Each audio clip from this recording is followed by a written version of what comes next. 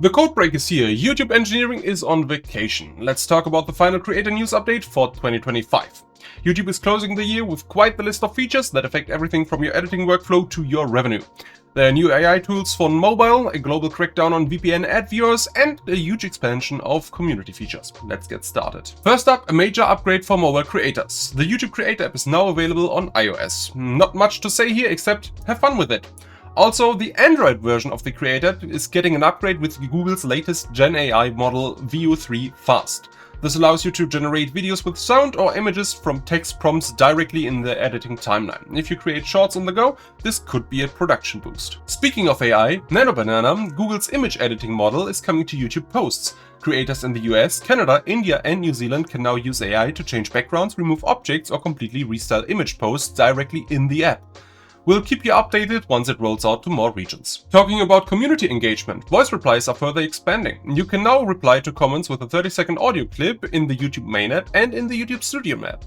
Personally, I'm not a huge fan of voice messages, but if you are, have fun with it. Also, channel guidelines are expanding to communities and are now available to creators with access to intermediate features. Quick recap. With channel guidelines, you can set house rules for your live chat, comments and fan community. They are not automatically enforced by YouTube, but give viewers an idea of what kind of interaction they can expect on your channel. All in all, this is a neat feature that has been collecting dust for a while now. Personally, I would love to see translations getting added to channel guidelines as well, but we can't have it all. For my vertical live streamers, super chat goals are finally coming to vertical streams. You can now set a revenue goal with a celebration animation, just like in classic horizontal streams. By the way, I'm looking into data for super chat goals, so if you have used them successfully in the past and are willing to share some info, please let me know. While we are talking about monetization, YouTube is rolling out a fix globally to disable ad serving for viewers that likely use VPNs.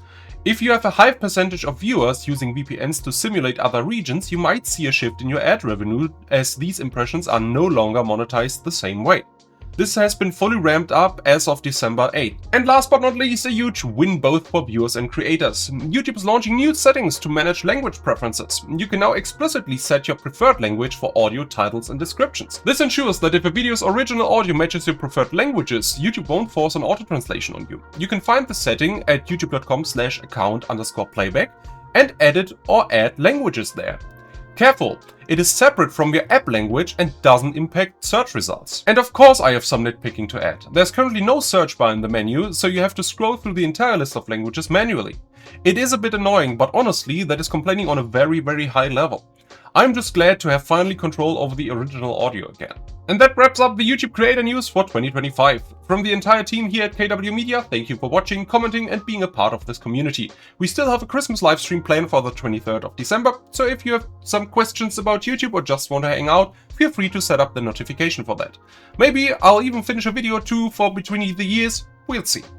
Something big plans for 2026. And anyway, have a wonderful holiday break, stay creative and I'll see you again soon with more YouTube Creator updates.